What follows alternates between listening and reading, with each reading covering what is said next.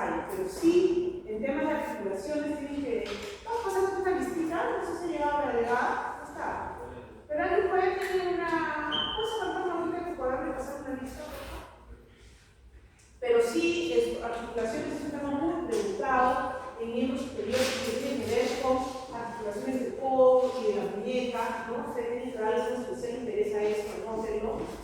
Y lo otro que tienen que ver es, y lo vamos a ver durante esta exposición, sí, son los detalles anatómicos por donde pasan nervios importantes como son el nervio axilar, el nervio radial, el nervio vital, ¿no? Y que en cierto tipo de fracturas, ¿no? De fracturas, son nervios que obviamente están muy comprometidos. No sé si son quitados como pueden notar, pero o sea, porque ahí yo les digo las filas y luego te olvidas. Ya, anota ahí, leer articulaciones de miembros superiores, filas, todo. Chicos, como el tiempo les gana, yo una vez más les recomiendo que cuando tengan una clase teórica, ¿no? Si bien esto les ocurre lo que les digo, porque ustedes ya lo pueden ver en TikTok, en videos, etc., pero por lo menos anoten las filas que son los puntos que yo les voy indicando, ¿ya? Tema de articulaciones y tienen que darse un tiempo especial para realizar las lesiones de nervios cuando hay fracturas en estos huesos que vamos a desarrollar el día de hoy. Muy bien, dicho esto,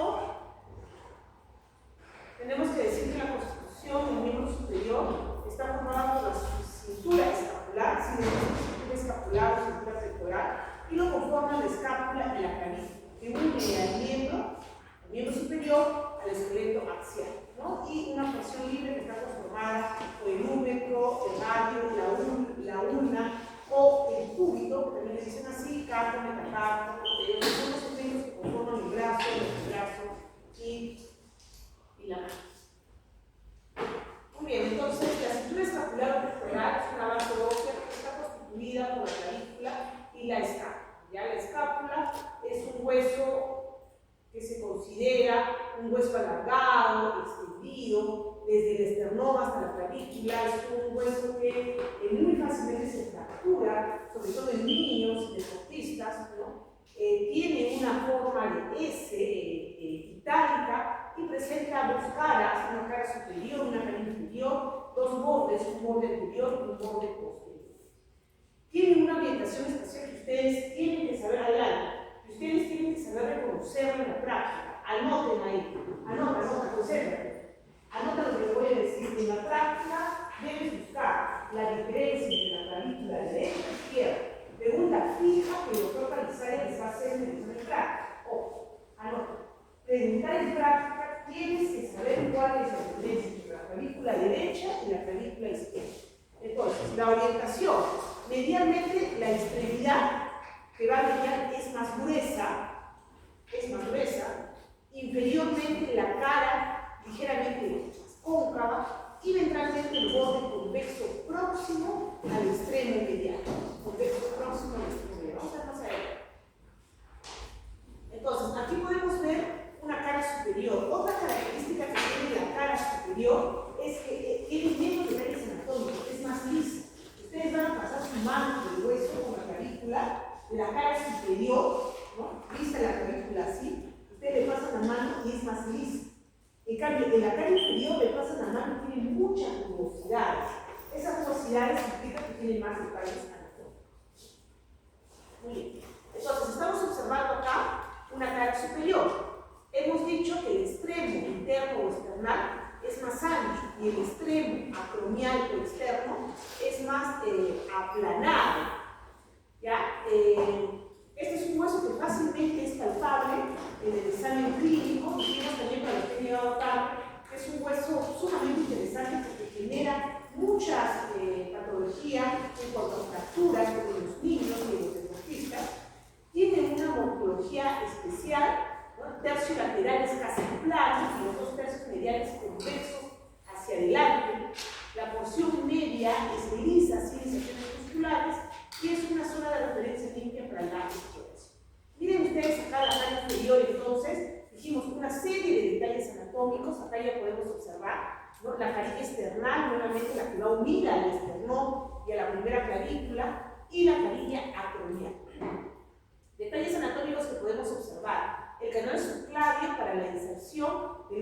músculo y por donde pasa también la arteria y la vena subclavia. A nivel medial, cerca o próximo a la canilla external, la impresión del ligamento costoclavicular. Costo, ¿qué significa? Costilla. Clavicular, la costilla. Entonces será un ligamento que une la costilla con la clavícula.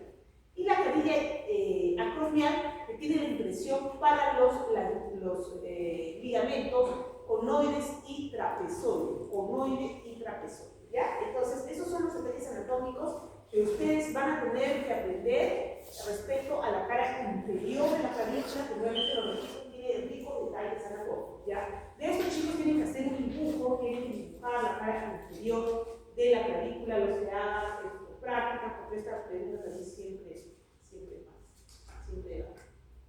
Muy bien.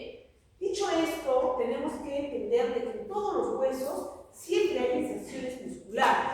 Nos vamos a adelantar un poquito más, ¿ya? Entonces, hemos dicho que esta es la extremidad external, vista de posterior a anterior, es decir, una cara superior. Esta es una cara superior de una clavícula que por su ubicación sería derecha.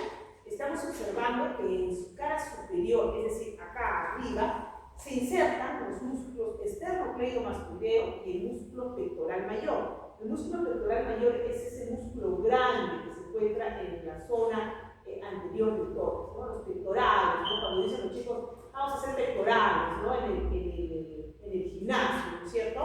Ya, son dos músculos grandes. Esternocleidomastoideo es este músculo grande, grueso, que ustedes lo pueden tocar, que vulgarmente cuando sufre una contracción sostenida por un cuadro inflamatorio, el común de la población dice, me ha dado por el pico, pero no puedo golpear el cuello, no se me da por el cuello, es mucho dolor para golpear el cuello, es una inflamación del esternocleidomastoideo, ¿no? Entonces, este cleidomastoideo, que es ese músculo grueso que se toca, se inserta en la cara superior de la clavícula, al igual que el músculo pectoral mayor, son dos músculos grandes, ¿no? Gruesos. Además del músculo deltoides que se inserta en la extremidad acromial. Muy bien, esos son los orígenes musculares. Ahora, las inserciones musculares, también la inserción, acordemos un poquito más de músculos, cuando hablábamos de origen decíamos, su nombre lo dice, el origen, ¿no? Pero ese músculo se inserta, ¿no? O sea, tiene un origen y tiene una inserción. La inserción del trapecio también se da en la cara acromial de la clavícula. Y esta es una vista inferior, ¿no? La clavícula dijimos que es un hueso plano, vista superior, vista inferior. Vamos a verlo por aquí, hacia abajo. ¿Qué estructuras qué músculos podemos observar que se insertan? Bueno, ya dijimos, parte del pectoral mayor, el deltoides, ¿no? También se inserta. Y nuevamente aquí observamos estos detalles anatómicos para la inserción de los ligamentos conoides y el ligamento trapezoide. Miren esta estructura alargada, miren toda la parte medial casi de la cara inferior para la inserción del músculo subclavio y el ligamento costoclavicular en la extremidad externa, ¿no? Entonces, creo que ahí están todas las estructuras que ustedes tendrían que dibujar si es que yo les preguntara cuáles son las inserciones y cuáles son los detalles anatómicos de este hueso propiamente dicho. Seguimos. Entonces, volvemos a repetir los detalles anatómicos, ¿no? La impresión para el ligamento costoclavicular, el surco del músculo subclavio y la tuberosidad coracoclavicular para la inserción de conoides y el trapezoide, ¿no? Bueno, y era un agujero nutricio, ¿no? Entonces, en el extremo medial, nuevamente la impresión marcada para el costoclavicular, pues una rugosidad porque se da el ligamento que une la clavícula con la primera costilla. Costo de costilla, clavícula, no costo clavicular. Como está arriba, ¿con cuál tendrá que medirse? Con la primera costilla, ¿no es cierto? Y a la zona central tiene este canal longitudinal poco profundo que aloja el vientre del músculo subclavio a lo largo del tercio medio, es largo, ¿no? Casi ocupa todo el tercio medio. Y la cara lateral para el tubérculo conoides y la línea trapezoidea, que son las rugosidades para el anclaje de ligamentos coracoclavicular, conoideo y trapezoideo. Muy bien, seguimos. Vayan pasando la lista, chicos. Nuevamente estamos viendo los detalles de la cara inferior, ya ustedes entonces esto debe quedar bien claro, lo he repetido creo como en 3 diapositivas de detalles anatómicos de la cara inferior de la clavícula. Eso tiene que dibujarlo. Tienes que dibujarlo 5 veces, ¿ya? 5 veces para que se lo memorice, ¿ya? Detalles anatómicos para los que han llegado tarde de la cara inferior de la clavícula, es pregunta fija, tiene muchos detalles anatómicos, todos relacionados con los medios de fijación que tiene la clavícula, con las costillas, sobre todo con la costilla superior. Seguimos. Ajá. El agujero nutricio, bueno. Ahora, señor. Esto ya hemos hablado, vamos a ver los pectorales. Ya hemos hablado también, ¿no?, de los músculos que se insertan, ¿no?, en el borde posterior, el esternocleido mastoideo, el músculo trapecio.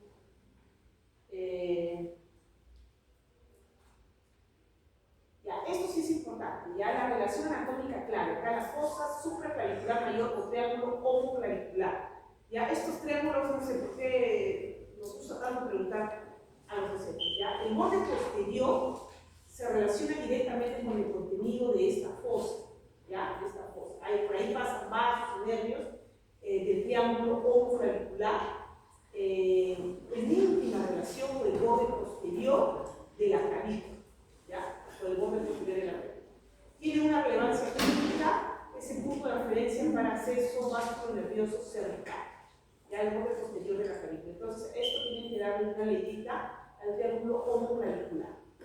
Lo que pasa es que todavía no hemos visto mucho músculo, pero se les podría tomar eso. Ya, la extremidad external, que dijimos que hay una extremidad que se une con el esternón y la otra que se une con el escapo, ¿no? Entonces, la extremidad external es más voluminosa, ¿no?, de forma irregular, redondeada. Esta canilla presenta 2 planos articulares, un plano vertical de mayor dimensión y un plano horizontal de dimensiones más reducidas. La inserción del músculo esterno-ioideo, los fascículos del esterno-ioideo se insertan en la cara posterior de la extremidad medial, ¿no? Es un músculo, el esterno-ioideo es un músculo infraioideo del cuello. Cuando hablamos de músculos, vamos a ver un hueso que es el ioides, músculos que se insertan por arriba son los músculos supraioideos y los músculos que se insertan por abajo, que son los ioides, son los músculos infraioideos, ¿ya? Y aquí, en esta extremidad external, aloja la inserción del músculo externo-ioideo, ¿ya? Importancia clínica, la articulación externo-clavicular es la única conexión ósea directa entre el miembro superior y el esqueleto axial. La extremidad acromial, el acromio es una estructura que forma parte del hueso escapular, como homóplato, si quieren poner otro nombre, tiene una forma más aplanada de arriba a abajo, se prolonga hacia atrás, tiene dimensiones reducidas respecto a la extremidad external, tiene un eje mayor orientado en dirección anterior-posterior, ¿no?, y se articula con el acromio del escapo. Entonces, formando la articulación acromio-clavícula, ¿no?, une la clavícula con el acromio y permite movimientos limitados de la estructura escapular y es estabilizada por ligamentos coracoclaviculares, ¿ya? Ojo, hemos hablado cuántas articulaciones ya. Ahí tenemos 2 articulaciones, ¿no?, la unión con el esternón y la unión con la clavícula, ¿verdad?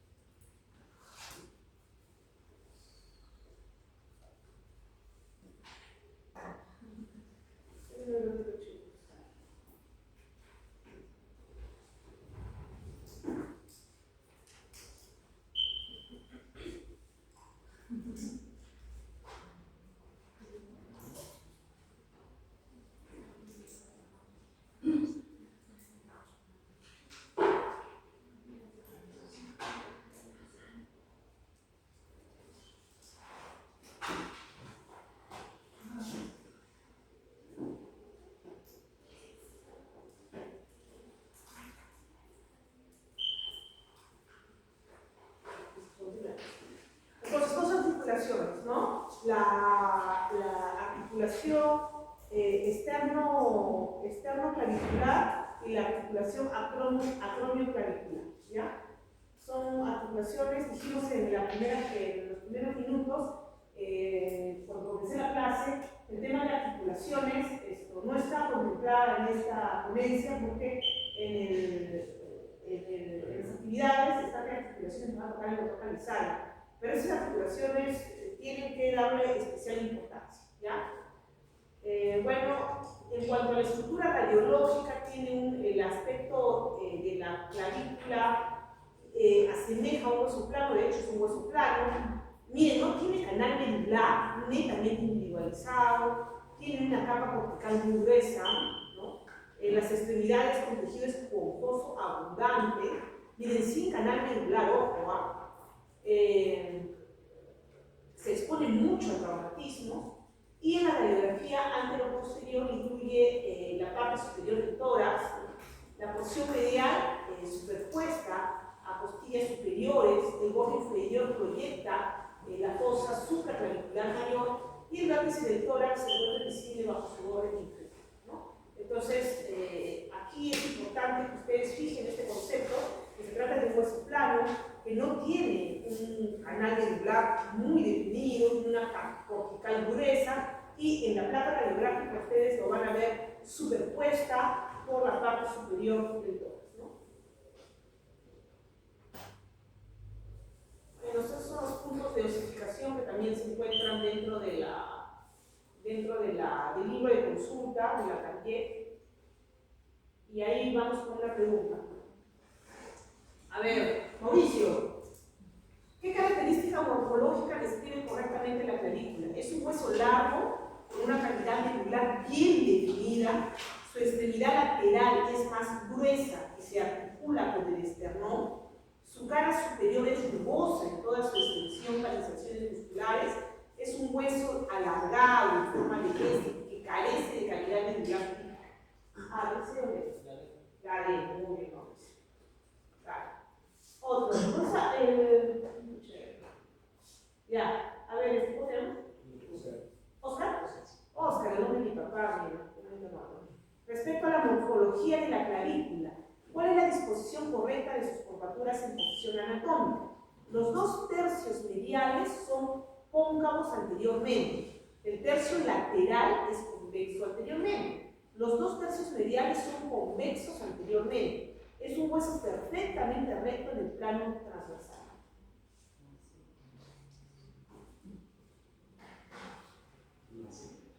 Claro, si tú te tocas acá, vas a poder palpar, pues, ¿no? Esa convexidad la pueden palpar ustedes. Y es medial, es justamente medial pegado a su esternón.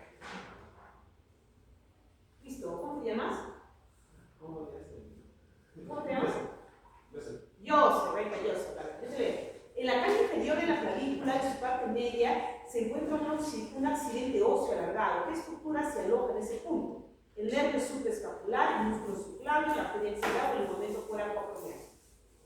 Lo he repetido 3 veces, ¿ah? El músculo subclavio, ¿no? Este es largo, ¿no? Es ese estudio. Ya está. ¿Dónde estás? O sea, a ver, esa pregunta va para ti. ¿Qué accidente óseo se localiza en la extremidad lateral acromial de la cara inferior y sirve para la inserción de los ligamentos coracoclaviculares? La tuberosidad del coroideo y el surco subclavio, el tubérculo coroideo y la línea trapezoidea, la impresión del ligamento costoclavicular o la fosa supraespinosa. La tuberosidad del costoclavio. No, dijimos, mira, lee bien. Dice la extremidad lateral. Ahora vamos a proceder, ¿ya? No tienes que quedarles claro.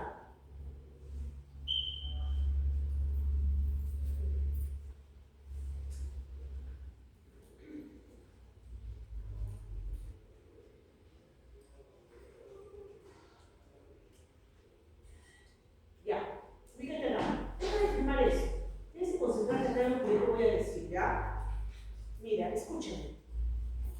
La cara inferior de la clavícula es la que presenta la mayor cantidad de detalles anatómicos, ¿ya? Tiene 2 extremos, línea media, ¿ya? Un extremo medial que se va a denominar medial o external, porque va pegado al extremo, va articulado al extremo. ¿Tienes? Entonces, este extremo medial tiene un ligamento, que es el ligamento costoclavicular, ¿ya? Ligamento costoclavicular, medial. Estamos viendo la cara inferior, ¿no es cierto? En el medio hay un surco, mira, grande, ¿ya? Que es el surco del músculo subclavio, que fue una pregunta anterior que le hice a tu compañero, ¿ya? Y en el extremo lateral es la articulación, es el extremo acromial, que tiene articulación con el acromion, que es una estructura que pertenece a otro hueso, que se llama escápula. Y aquí se encuentran dos impresiones importantes, el tubérculo coroideo y la línea trapezoidea, por donde salen ligamentos que se llaman justamente fascículos coroideos y trapezoideos, ¿no? Que son ligamentos que van a permitir la estabilidad de esta clavícula con otras estructuras óseas, ¿ya? Entonces, medial, ligamento costoclavicular, lateral, para el tubérculo coroideo y la línea trapezoidea. ¿En el medio quién está? Ya, ahora te voy a volver a hacer la pregunta. Ahí, ¿qué pasó?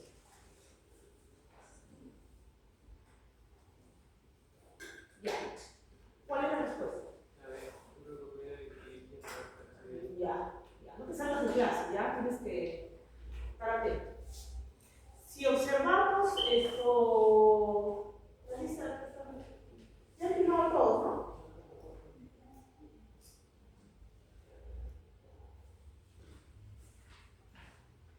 Andy, ¿dónde estás?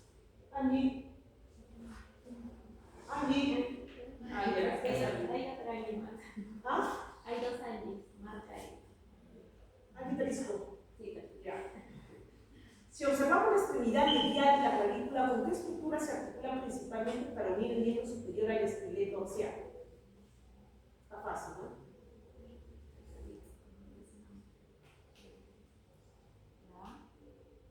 Vamos, a ver, mira bien. Si observamos la extremidad medial, ¿cuál es la extremidad medial? ¿Esta o esta?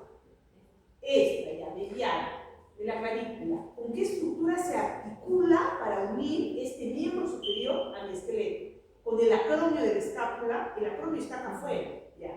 Con el proceso coracoides, el coracoides también está afuera, ya. Con el manubrio del esternón y el primer cartílago costal, claro. Con el manubrio del esternón y la primera costal, ¿no? Ahora sí vamos haciendo la lista.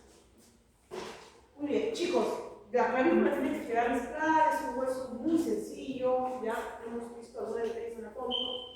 Vamos ahora a estudiar a otro hueso que forma parte de la estructura escapular, ¿no? Que es el homóplato.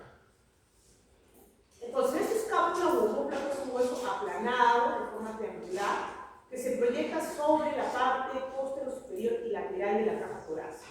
Una posición,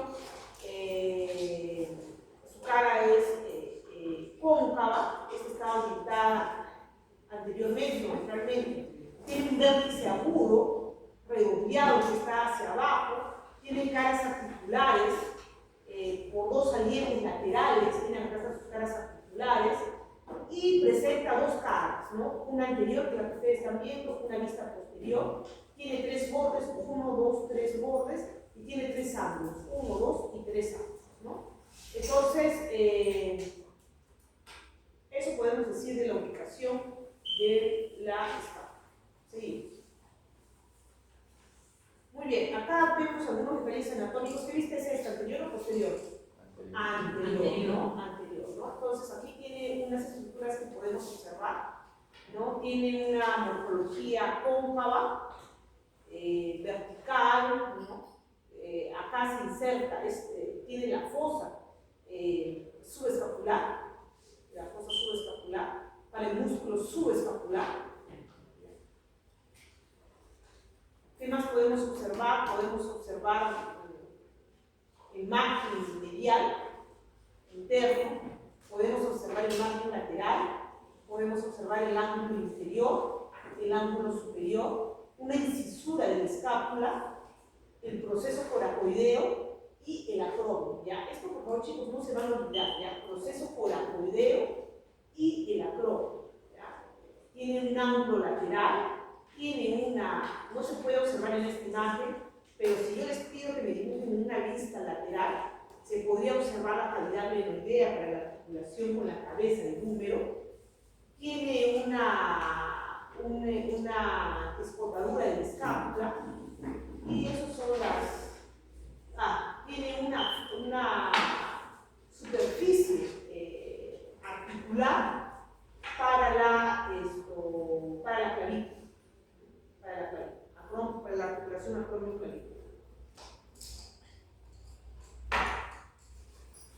La cara posterior tiene más detalles anatómicos y resalta la espina de la escápula, que nace del cuarto superior del hueso, casi en ángulo recto, se dirige oblicuamente hacia atrás y arriba y lateralmente, elevándose hasta terminar en el acrónimo. Tiene una fosa supraespinosa, esta espina lo divide en una fosa supraespinosa y una fosa infraespinosa. ¿Ya? ¿Qué más podemos decir de ella? Esta espina actúa como referencia divisoria fundamental de la cara posterior. Entonces, fosa supra, infraespinosa y la espina de la escápula que termina en el acrónimo. ¿Qué podemos decir de esta espina? ¿Qué es lo que caracteriza prácticamente a esta vista posterior? Podemos decir que nace en el borde medial de la escápula, se dirige oblicuamente hacia atrás, hacia arriba lateralmente, se aplana de arriba hacia abajo y termina elevándose para formar el acrónimo. En la cara superior es lisa en su parte media, junto con el borde superior de la escápula, delimita la fosa supraespinosa, donde se inserta el músculo supraespinoso. Y en la cara inferior se delimita también por la fosa infraespinosa, donde se articula el músculo infraespinoso. ¿Ya? Tiene un borde posterior ancho, rugoso, que presenta dos labios, el labio superior y el labio inferior. Labio superior y labio inferior. El labio superior para la inserción del trapecio y el labio inferior lateral para la inserción del deltoides. Entonces, son detalles anatómicos importantes.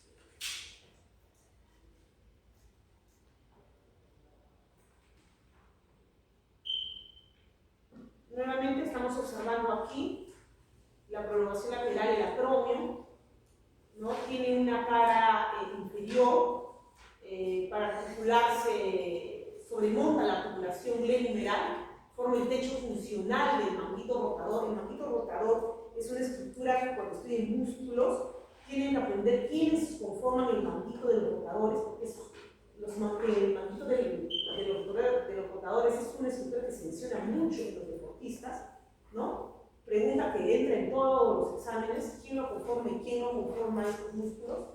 Ya, del acrómio, ¿qué nos podemos decir? Tiene un borde lateral grueso y rugoso para la inserción del deltoides, dijimos, y en el borde medial más delgado presenta la carilla articular para la clavícula, ya, para la inserción de la clavícula. En la extremidad lateral, la inserción del ligamento coracoacromial une el acrómio con el proceso coracoides. Son algunas estructuras de detalles anatómicos propiamente del acrómio. Entonces, ojo acá, ¿no? Corona la articulación glenohumeral porque acaba de entrar, ¿no? La cabeza del húmero, la corona, ¿no? Es como una corona, ¿no? Está arriba y delimita la región del deltoides, ¿no? La inserción con el deltoides. Y la cara superior de la articulación palpable, ¿no? Para la articulación con la clavícula.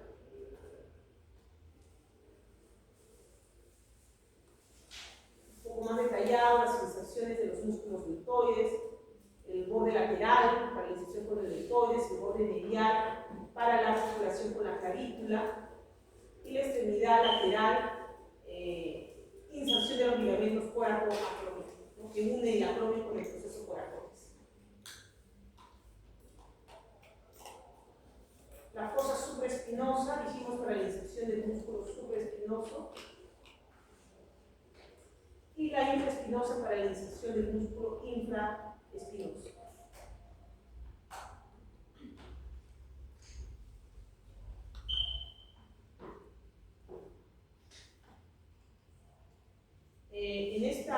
vista posterior, también tenemos que hablar del redondo menor, ¿no? También sirve para el origen en la mitad superior de la cresta longitudinal del redondo, y la inserción distal del tubérculo mayor, ¿no? en su faceta inferior. Y el redondo mayor, o sea, los dos, el redondo menor y el redondo mayor, ¿no? que tiene una inserción distal. El origen de la mitad inferior de la misma cresta oblicua por debajo del redondo menor en el ángulo inferior de la escápula. Los dos músculos más que se insertan en la cara posterior. Entonces, inserciones musculares, el serrato anterior también, el subespinoso, infraespinoso, el elevador de la escápula, en el borde medial, ¿no? Estamos hablando del borde medial, y el romboides menor y mayor. Son los músculos que se insertan en la escápula. Cara anterior del borde medial, cara posterior por encima de la espina de la escápula, el infraespinoso en la cara posterior, el elevador de la escápula en el ángulo superior y en la parte alta del borde medial, el romboides menor y mayor en la cara posterior. El borde lateral tiene un tubérculo infraglenoideo, este es el glenoides infraglenoideo, una superficie infraglenoidea, el borde lateral o axilar y el ángulo inferior. No es delgado, su porción inferior, el borde lateral se espesa progresivamente hacia su parte media y superior. La expansión superior se expande bajo la cavidad glenoidea, formando la superficie infraglenoidea, donde se localiza este tubérculo infraglenoideo, que sí tienen que recordar. Y el vértice posterior se insertan los músculos del redondo menor superior y el redondo mayor inferior, ¿no? Separado por una cresta oblicua. La cabeza larga del músculo tríceps braquial se origina en el tubérculo infraglenoideo. La cabeza larga del tríceps braquial se origina en el tubérculo infraglenoideo. Es un punto de inserción de referencia anatómica esencial para la articulación glenohumeral, ojo, el tubérculo infraglenoideo. El borde superior es un borde delgado, cortante, oblicuo hacia abajo lateralmente. Tiene una incisura escapular, en esta cortadura, en el extremo lateral del borde superior, pasa un nervio, el nervio supraescapular, que tienen que recordarlo, el nervio supraescapular, y se inserta el vientre inferior del músculo homoyoideo en el borde medial de la incisura, ya el músculo infrayoideo. Entonces, dos aspectos importantes para recordar en esta cortadura o incisura escapular: pasa el nervio supraescapular y la inserción del músculo homoyoideo, el vientre inferior del músculo homoyoideo.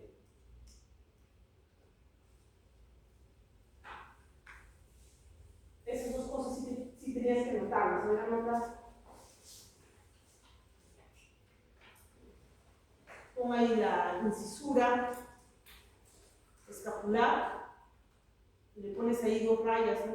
Nervio supraescapular y el vientre inferior del músculo homoyoideo.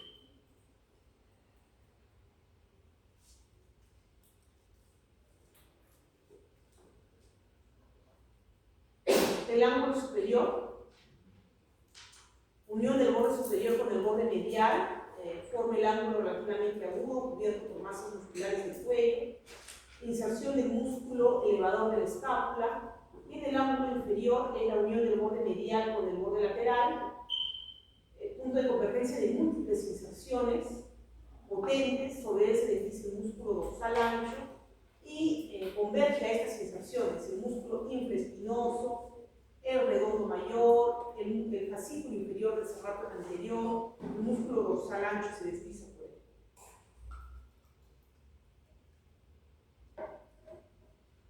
Esta es una vista lateral.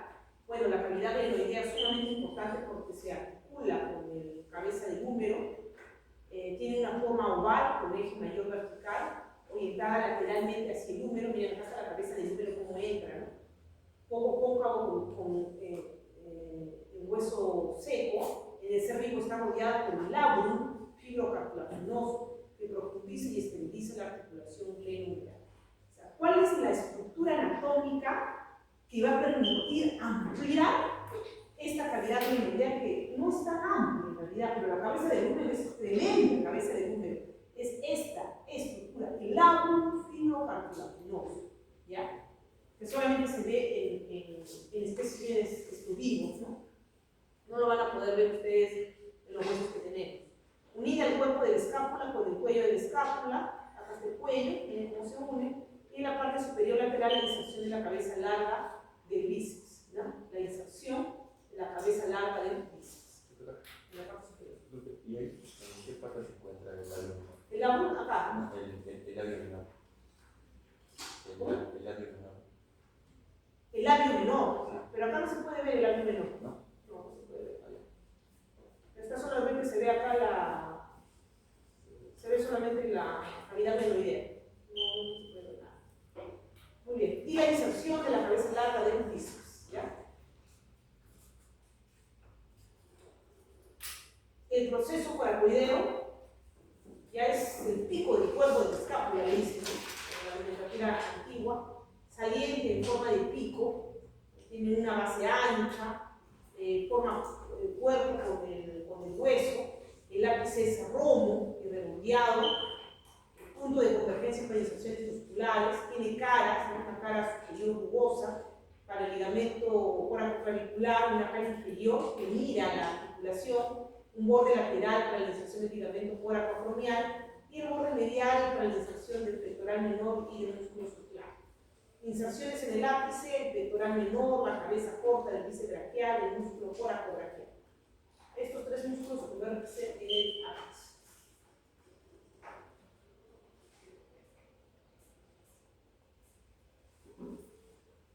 Ojo, ojito, pectoral menor, bíceps, cabeza corta, coracobraquial, los tres convergen en el ápice del proceso coracoides.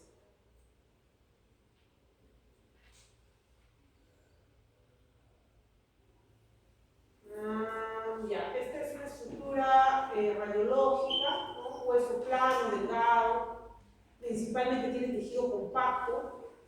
La capa intermedia del hueso esponjoso presenta zonas específicas, tiene una espina, la escápula, ya hemos hablado de la espina, ya hemos hablado del acromio, ¿no? La base glenoidea, el cuello de la escápula, ya hemos visto esas estructuras, ¿no? Y su posición radiológica es posterior al tórax, dificulta esto que se puede observar, requiere incidencias especiales para visualizarlos, ¿ya?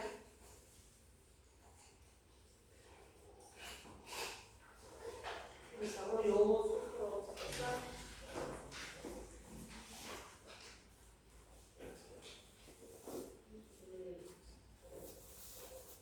A ver, ¿quién quiere opinar de esto? A ver, vamos viendo. ¿La lista? ¿La lista? ¿La lista que la tiene? Pásame la lista, por favor, que la tenga.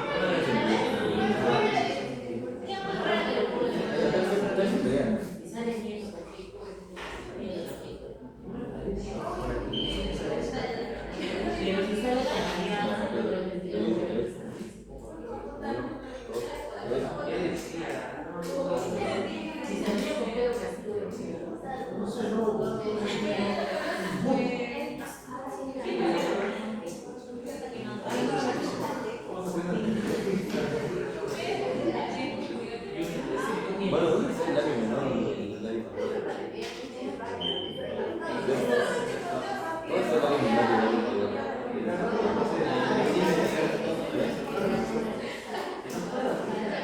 Pero es porque la puta dijo, no le entendí.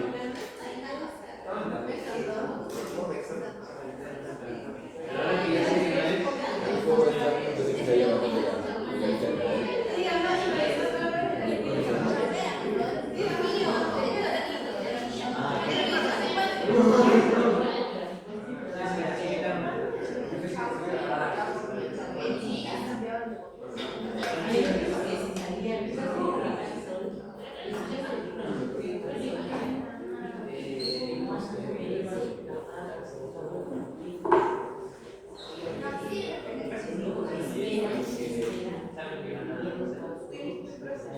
Media hora.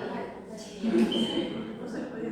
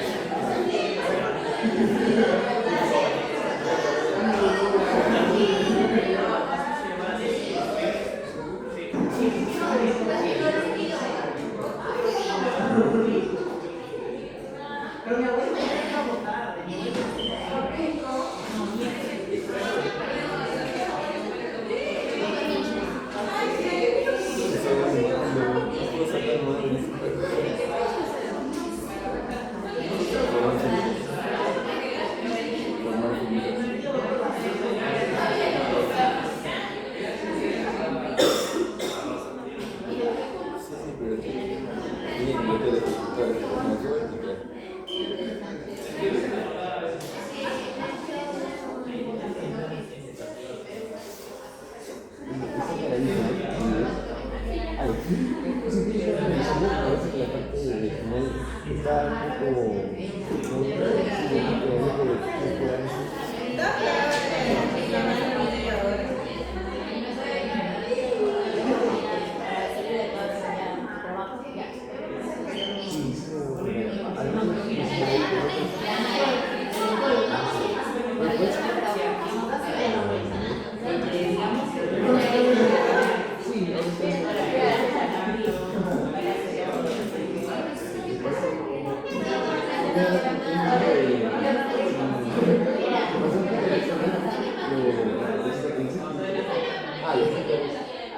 no creo que la producción de que no sea porque creo que es un poco de vida siempre la misma sensibilidad.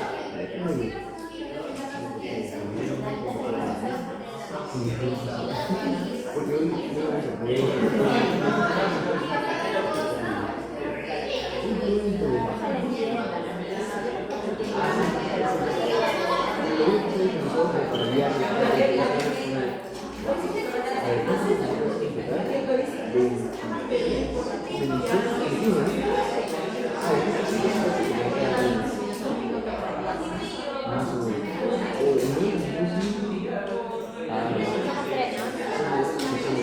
Tienen que ser compañeros que sean cortos. Bueno, no tan cortos, pero como para que. Siempre para cada uno, más o menos. Si te desconfías, en 5 minutos. La primera es 7. Ah, está, el objetivo. Y luego la parte del objetivo es el siguiente compañero. 1, 2, 3, 4, 5, 6, 7. Ah, resultados. Y el número de compañeros iría desde los otros resultados hasta el 5. Ahora se usa todo fisiología, ecología, la fisiología, no tampoco. Yo pensaba que decía, vente, no,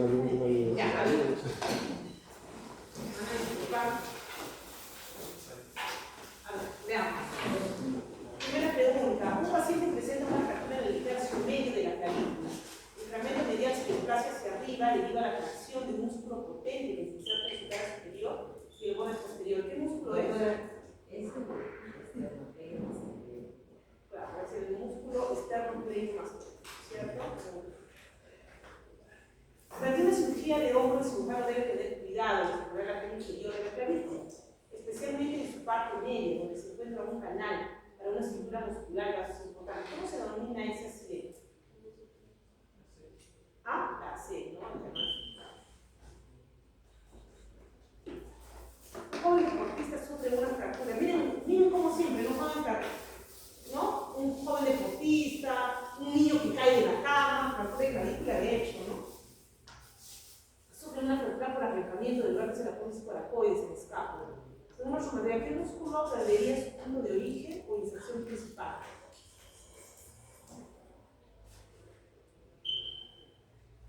Mauricio.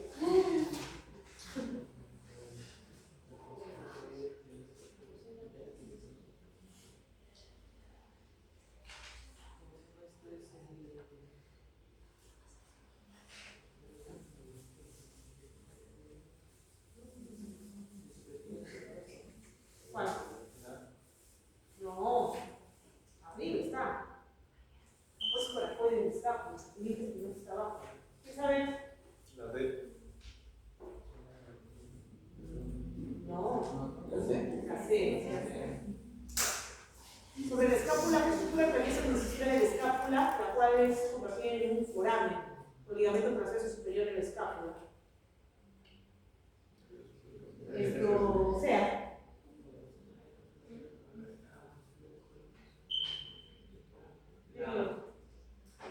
La C. La C, ¿no?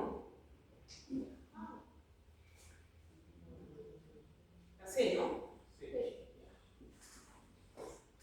El húmero, este es facilito. Es un hueso, miren, alargado, tiene el epífisis superior, un epífisis inferior, tiene una diáfisis, ¿no? Superiormente, este epífisis superior representa la cabeza redondeada, medialmente, ¿no? La superficie articular de la cabeza siempre va a ser medial, siempre va base medial, ventralmente el surco que separa los tubérculos, ¿ya? Ventralmente el surco que separa ambos tubérculos, ¿ya?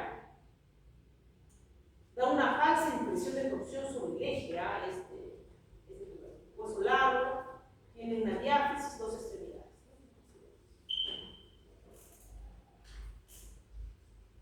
La diáfisis rectilínea en apariencia problema de impresión de torsión sobre su eje, cilíndrico irregular en su porción superior, triangular en su porción media, tiene una cara anterolateral, una cara posterior y una cara anterolateral. Estas son sus caras. ¿Ya? Tres caras. Anterolateral, donde se encuentra la tuberosidad del rodea para la inserción de deltoides, anteromedial, lisa, donde está un agujero nutricio y la inserción del coraco braquial, y la posterior tiene el surco del nervio radial en el canal de ojo, ojito hacia nervio radial, súper archi preguntado. Nervio radial, estudiar el nervio radial del 1. Los casos clínicos que vienen siempre son lesiones del nervio radial con fracturas. Tienen una forma, mira, de una prisma, ¿no? Si yo les digo una sección, esta pregunta siempre la hacen también los profesores hacen un corte transversal, por ya. Corte transversal, ¿qué dibujo tendrá que ser así? Prismático, ¿no? Forma triangular, tiene. ¿Y qué bordes tiene? Tiene un borde anterior, tiene un borde lateral, tiene un borde medial. ¿Cómo me doy cuenta que lo que es el borde medial ¿cómo me doy cuenta que este es el borde medial?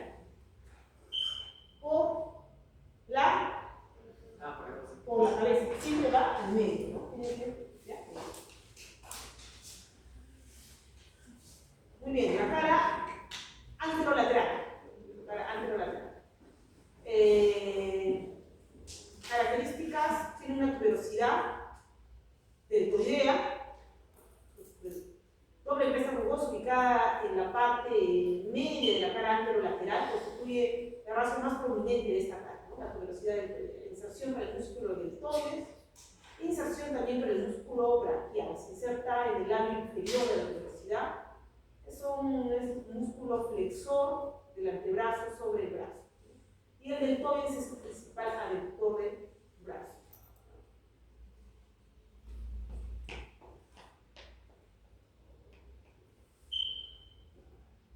Cara anteromedial. Tiene el agujero nutricio, la inserción para el músculo coracobraquial, tiene una rugosidad para la inserción en el tercio superior de esta cara. El dorsal ancho, el redondo mayor, sus tendones se relacionan en la cara anteromedial, la inserción coracobraquial. Y el músculo braquial cubre la cara anteromedial por debajo de la inserción del coraco braquial. La cara posterior tiene un surco para el nervio radial, ¿no? Se llama también canal de torsión, de presión oblicua que recorre la cara posterior de la diáfisis, dirigiéndose de arriba hacia abajo y de medial a lateral. Contiene el nervio radial y la arteria braquial profunda. Ojo, ojito, Hatso, anota eso. Mira, en la cara posterior del húmero contiene el nervio radial y la arteria braquial profunda que pasan por el surco del nervio radial. Se denomina también canal de torsión.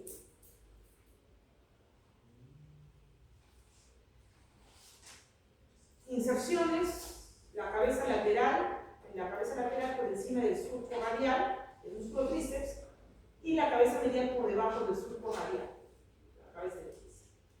Las fracturas de la diáfisis humeral en su tercio medio pueden lesionar el nervio radial en sus surcos, ¿no? ¿Qué genera parálisis del nervio radial? Caída de la muñeca. Escúchame, cuando yo ponga un vaso clínico, paciente, ¿no? Jugando, que sufre fractura, ¿no? Del tercio medial del húmero, que presenta como síntoma caída de la muñeca, ¿qué nervio está dañado? El nervio radial, ¿ya? Acuérdate, pon ahí. Mano caída, así típico les ponen entre comillas, ¿no? Así como mano caída, luego de un antecedente de una fractura del húmero en la diáfisis, lesión del nervio radial, ¿ya? Los bordes de la diáfisis tienen un borde de signos anterior, ¿no? Rugoso en su porción superior, que se continúa con la cresta del tubérculo superior, un borde lateral, interrumpido por la porción inferior del espejo del nervio radial, se hace más marcado su tercio distal, donde se inserta el músculo brachioradial, y un borde medial extendiéndose a lo largo del hueso, más marcado en su porción inferior, junto con el borde lateral de inserción a los tabiques intermusculares del brazo. Concepto clave: los tabiques intermusculares lateral y medial del brazo se insertan en ambos bordes, son los tabiques que separan los compartimentos musculares anterior y posterior del brazo.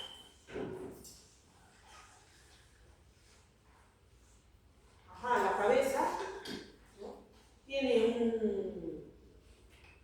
forma como una esfera, Roquiter mayor, Roquiter menor, ¿no?, con un cuello anatómico y un cuello quirúrgico. El surco intertubercular. La cabeza del húmero tiene una forma de una esfera lisa, redondeada, orientada medialmente, ligeramente superior y dorsal, que se articula con la cavidad del. El cuello anatómico, situado inferior y lateralmente a la cabeza, separa la superficie articular de los tubérculos, tiene una referencia para la cápsula articular. Tubérculos, inserciones, el manguito de los rotadores, tubérculo mayor, supraespinoso, infraespinoso y el músculo redondo menor, y el tubérculo menor y subescapular, la inserción del manguito de los rotadores. Estos son los músculos que forman el manguito de los rotadores. Cuello quirúrgico, relevancia clínica, límite entre la epífisis y la diáfisis humeral, zona de fractura frecuente, riesgo del nervio axilar. ¿Ya? Entonces, si yo les digo, ¿no?, ¿cuál es la zona más importante o más común para la fractura frecuente? Con el cuello quirúrgico, por eso recibe el nombre de cuello quirúrgico, ¿no? ¿Qué lesiona el nervio? El nervio axilar, ¿no? El nervio axilar. Lesión del nervio axilar. Nuevamente, cabeza, cuello anatómico, cuello quirúrgico, tubérculo menor, troquíter mayor, troquíter, y subcilinder tubercular. La cabeza del húmero, superficie redondeada, que presenta aproximadamente un tercio de la esfera lisa, cubierta con cartílago articular, se orienta en sentido medial, siempre medial, ligeramente superior y dorsal, su diámetro vertical es algo mayor que el anterior posterior. Orientación articular: se articula con la cavidad glenoidea de la escápula, formando una articulación glenohumeral. La orientación es medial y posterior de la cabeza, permite una gran amplitud de movimientos en todas las direcciones. Cuello anatómico: surco estrecho, situado inferior y lateralmente a la cabeza del húmero, separa la superficie articular de los tubérculos mayor y menor y corresponde al límite entre la cabeza y el macizo trocartero. Relevancia clínica: las fracturas a este nivel son poco frecuentes. El plano de fractura habitual se sitúa más distalmente en el cuello quirúrgico, no tanto en la cabeza, sino en el cuello quirúrgico. Los tubérculos tienen un tubérculo menor que se llama troquín, inserción muscular para el músculo subescapular, única inserción en esta cara, ¿no? Rotador interno del hombro, forma parte del manguito de los rotadores. El tubérculo mayor, o troquíter, situado lateralmente en el exterior superior, tiene tres facetas de inserción: faceta superior, músculo supraespinoso; faceta media, músculo infraespinoso; y faceta inferior, músculo redondo menor. Tres rotadores externos del hombro del manguito de los rotadores, ¿no? Los músculos del manguito de los rotadores se insertan en ambos tubérculos, ¿no? Subescapular, supraespinoso, infraespinoso y redondo menor. Esa pregunta siempre les van a hacer. Les ponen acá otro cual no corresponde, ¿no? Ese forma el manguito de los rotadores, ¿no? Muchos se lesionan en los deportistas. Surco intertubercular, la correa bicipital y sus sensaciones, ¿no? El contenido del surco, el tendón de la cabeza larga del músculo del bíceps braquial, recorre el canal verticalmente en dirección anterior, ¿no?, entre ambas crestas, ¿ya? La cresta del tubérculo menor, el labio interno, para la inserción del músculo redondo mayor y el músculo dorsal ancho, y la cresta del tubérculo mayor, labio externo, para el tendón del músculo pectoral ancho. Y es importante porque la inflamación de ese tendón del bíceps en la corredera es causa frecuente de dolor anterior del hombro, la tendinositis disciplinar, también de deportistas, ¿no? El cuello quirúrgico se límite entre el epífisis superior y la diáfisis. Relevancia clínica: zona de fracturas frecuentes, especialmente en adultos mayores tras caídas con el brazo extendido. La densidad ósea reducida en esta región hace la hace bastante vulnerable en los adultos mayores. ¿Qué nervio está en riesgo? El nervio axilar. Anota ya en fractura ya del cuello quirúrgico, mire, ya estamos hablando del cuello acá, desde arriba, cuello, no diálisis, sea cuello. ¿Qué nervio está paralizado? El axilar, no se compromete el nervio axilar.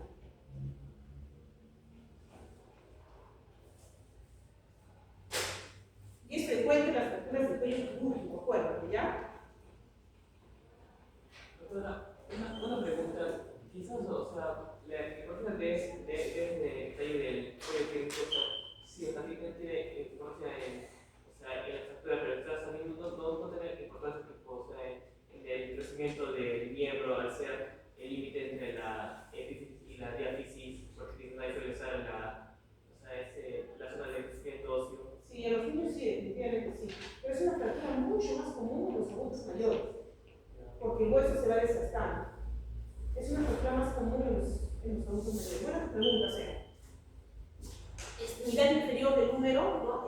Del cóndilo humeral, sus componentes articulares, ¿no? Aplanada de adelante hacia atrás, extendida en sentido transversal, participa en la articulación del codo, tiene unas fositas asociadas, la fosita radial, anterior y lateral, la fosita coronoidea, anterior y medial, y la fosita o la fosa holocraniana, que es posterior. ¿Ya? Fosa radial, fosa coronoidea, y la fosita holocraniana, que es posterior. Superficies articulares, tróclea del húmero, en la parte medial forma una polea, la tróclea del húmero. Acá está la tróclea del húmero. El capítulo humeral en la parte lateral, capítulo, y el surco, capítulo troqueal entre ambas superficies. Entonces, el capítulo también existe en cóndilos, ¿no? Cóndilo lateral, la tróclea, los epicóndilos, la fosita radial y la fosa coronoidea. Esta es una vista posterior. Aquí lo que tienen que rescatar nuevamente los epicóndilo medial, el epicóndilo lateral, la tróclea y la fosa olecraniana. Ya esta es una vista posterior.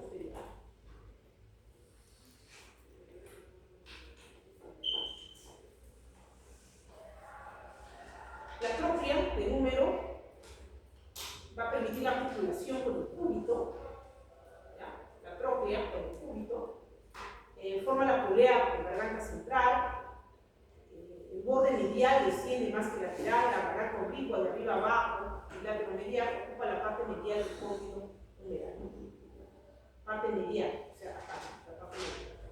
Y el capítulo que es externo se articula con el radio. Forma la evidencia redondeada, semisférica, desarrollo anterior e inferior del ligamento, no visible en la cara posterior del húmero, y ocupa la parte lateral del cóndilo humeral. Nuevamente la fosita radial, en lateral, la fosita coronoides,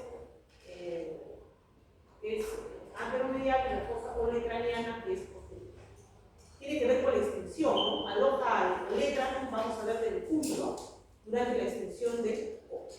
La fosa olecraniana y la coronoides están separadas únicamente por una delgada lámina ósea, zona de menor resistencia que dispone a fracturas supracondilias, especialmente en niños.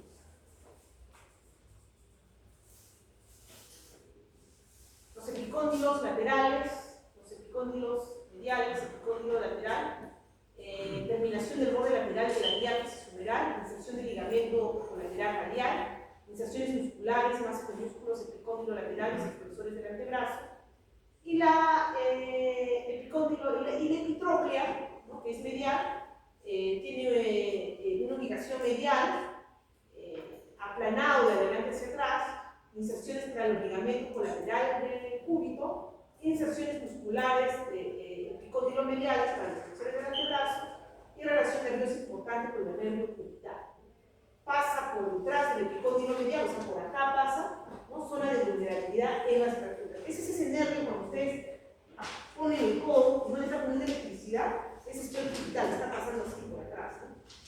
Medial.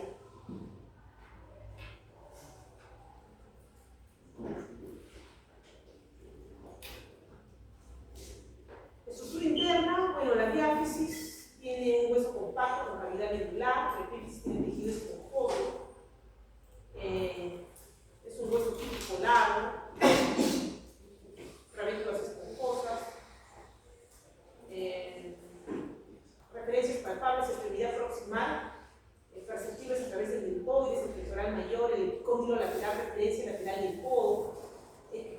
medial referencia medial, más bien lateral, y extremidad distal anterior, ocultada por elementos pliegues del codo, extremidad distal posterior, cubierta por tendón de risco y otros riesgos, nervio axilar, radial y cubital.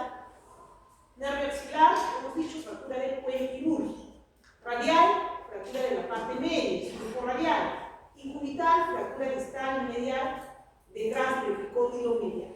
Este cuadrito tienes que anotarlo, anótalo mejor, escríbanlo, ya no van a tener tiempo de repente para verlo, pero los casos clínicos van a venir de acá.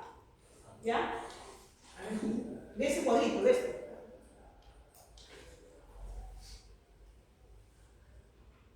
Ya.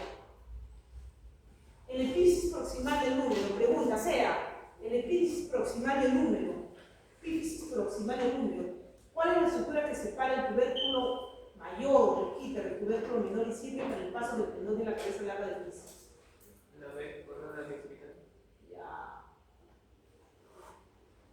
Mauricio, en la epífisis distal, ¿cuál es la estructura articular que forma la polea que se encuentra medialmente y se articula con la estructura tropial de la urna? O del cúbito, ¿no?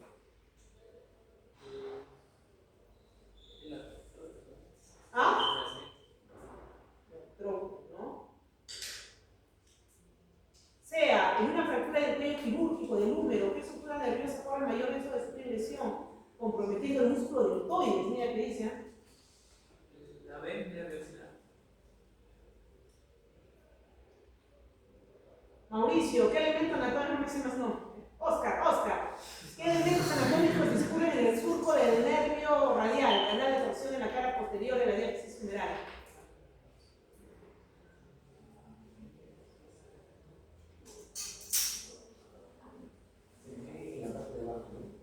Lee, no, examen yo no te voy a poder ayudar.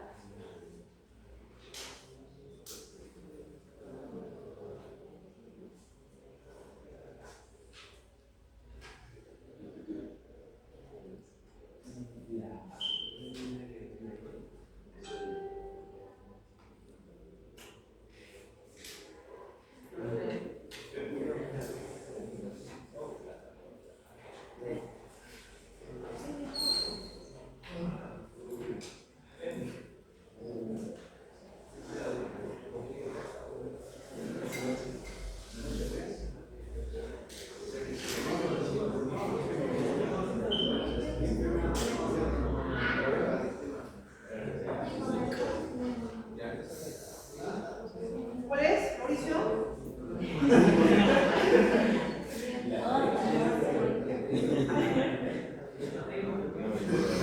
¿Cuál? A, B, C, D. Ya.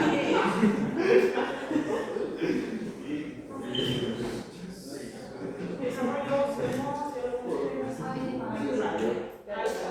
radio. También es un hueso largo, situado en la parte lateral de la quebrada, su función anatómica lateral. Su extremidad inferior es más desarrollada que la superior, tiene dos extremidades, superior e inferior. Hacia arriba la extremidad más pequeña, extremidad proximal, hacia medial la velocidad de radio, referencia medial, hacia adelante la parte más lisa de la extremidad inferior, no cara ante vista. Características diferenciales, la radio aumenta sus condiciones de proximal a distal. Así es. Muy bien. La cara, cuerpo de radio, la cara anterior, ¿no?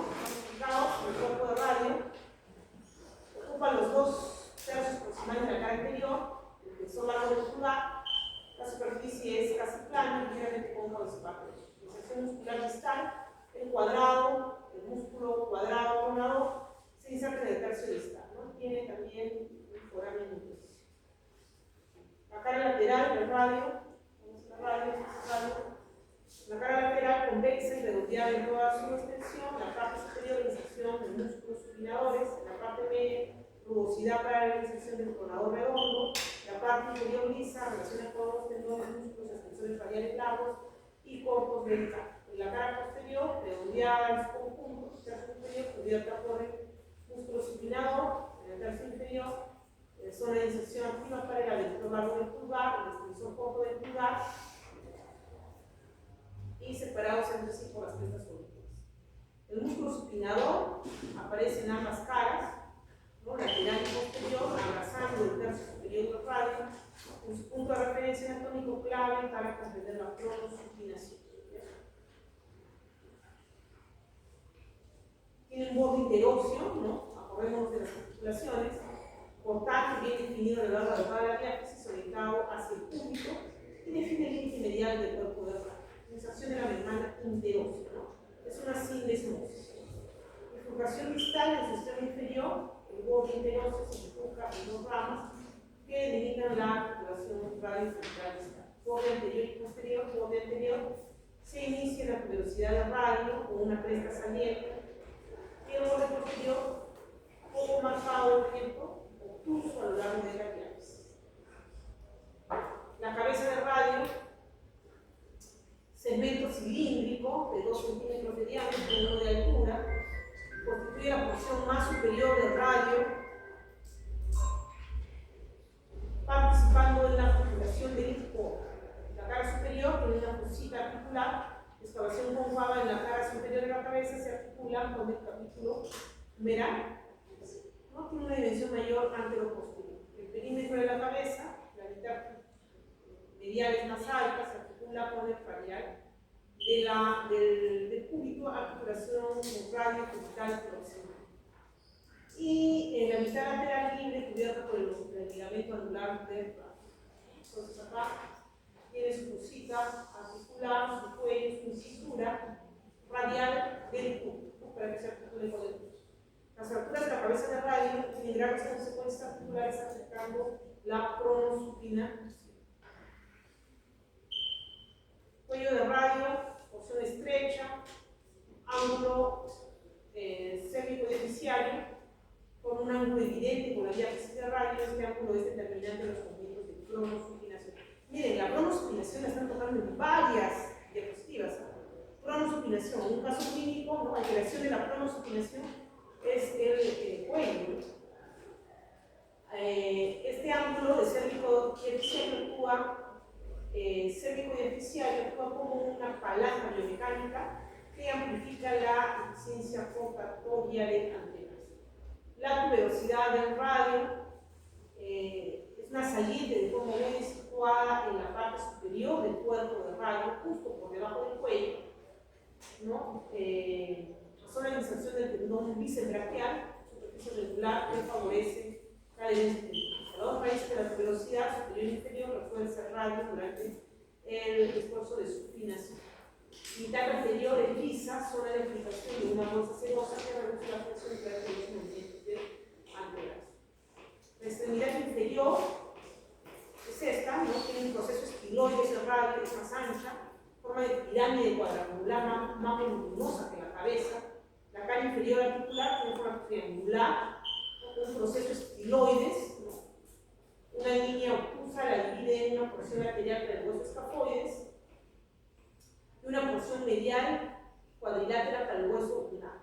¿Por qué tocamos acá el hueso escafoides y el hueso semilunar? Son huesos propios de la mano, porque con eso se va a dar el radio. Posición anatómica, radio y método de radio con su antenita siempre externo y articula con esos dos huesos de la mano que se llaman escafoides, que va a estar lateralmente, y el semilunar que va a estar medialmente. La cara anterior lisa plana corresponde a la inserción para el músculo cuadrado, el músculo pronador cuadrado. La cara anterior lisa plana corresponde al músculo pronador cuadrado. La participación articular, articulación radiocarpiana, extendida inferior de radio con los huesos del cráneo. Ahí está, ¿no? Entonces el escafoides y el semilunar.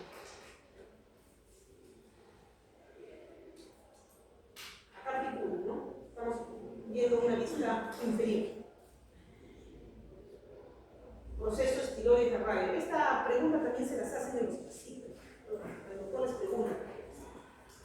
La articulación de esto, entonces ustedes tienen que dibujar esto, ¿no?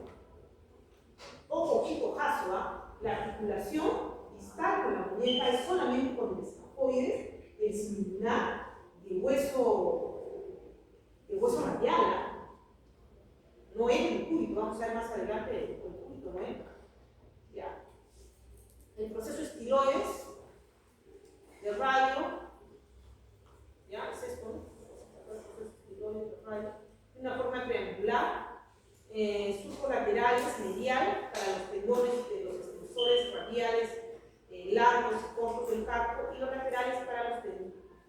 del abductor largo y extensor corto del pulgar.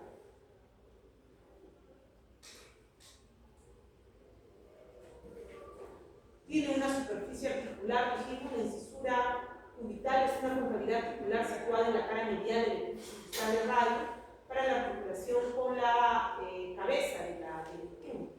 La articulación radio-cubital distal, esta articulación de tipo trocoide, pivote, permite los movimientos de pronación y supinación del antebrazo junto con la articulación radio-cubital próxima. En la posición de supinación, radio y súbito se encuentran paralelos y bien separados. En pronación, el radio cruza sobre uno, ¿no? Y la incisura cubital permitiría este movimiento en rotación. ¿Ya? El cúbito.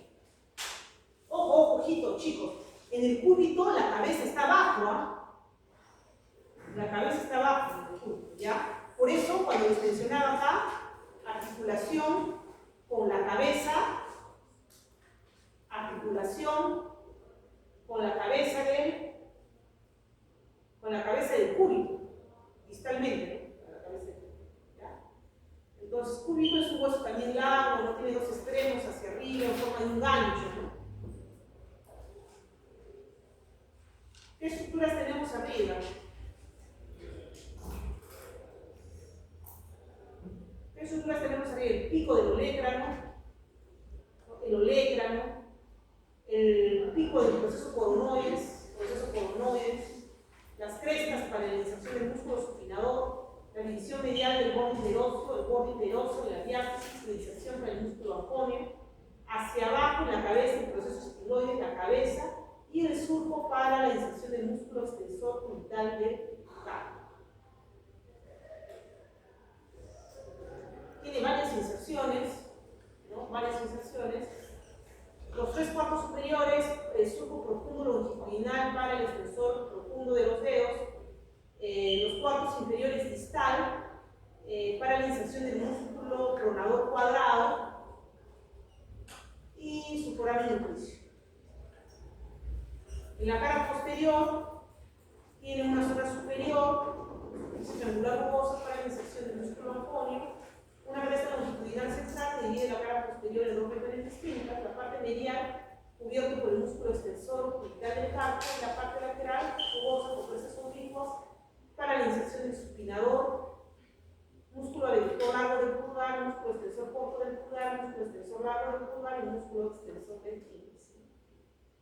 Y en la cara medial, la parte superior ancha para la inserción del músculo flexor profundo de los dedos y en la mitad inferior estrecha cubierta por la fascia antebraquial y la piel, zona subcutánea palpable perimetral. Y ahí tienen los músculos en la parte posterior. Esto se dan cuenta todos los músculos extensores, ¿no? Extensor del cubital, ¿no? Cubital del carpo, músculo extensor largo del pulgar, músculo extensor del horizonte. Todos los posteriores son entonces músculos extensores, todos los anteriores flexores.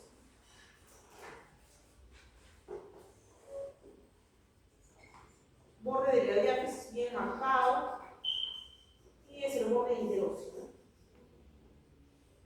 Se insertan también flexor profundo, flexor cubital del carpo, tercio medio, flexor cubital del carpo. Y las inserciones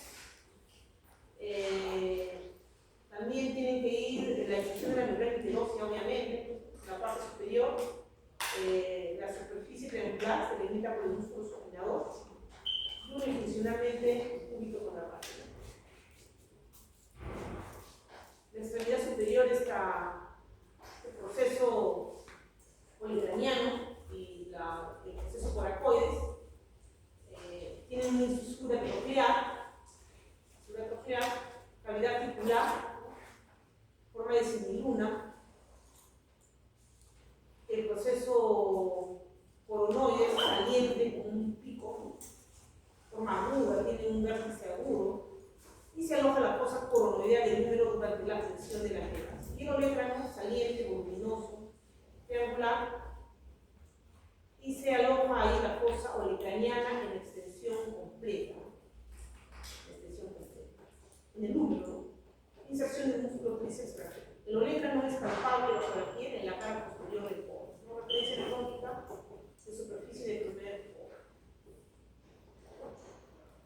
vista, ¿no?, anterior, viene el olégrano.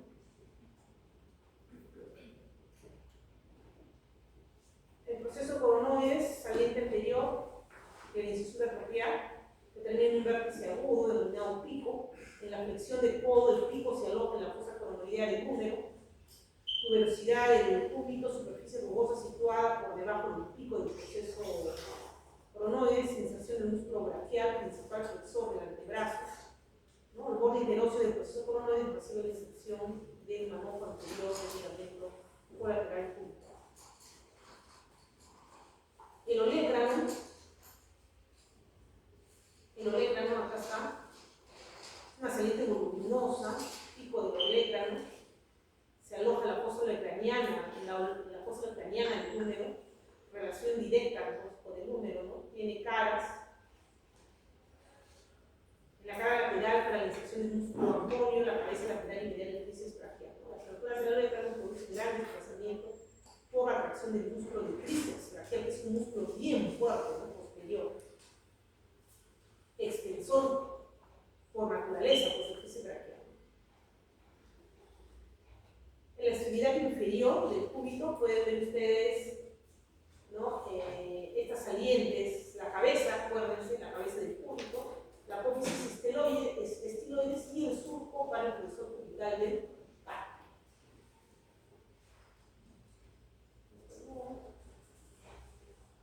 Puntos de fractura, ya esto también tienen que aprender porque acá salen los casos clínicos. Ya. Ante una fractura de olégrano, ¿qué músculo ejerce una potente tracción? Ya si no me responden, es que en el codo, a ver. Olégrano, ¿cuál dijimos? El tríceps braquial, ¿cierto? El nervio cubital es especialmente vulnerable a traumatismos en el codo. ¿Por qué estructura ósea descubre este nervio antes de pasar al antebrazo? ¿Cuál es la diferencia principal entre el cuello anatómico y el quirúrgico? La primera la descartamos, ¿no?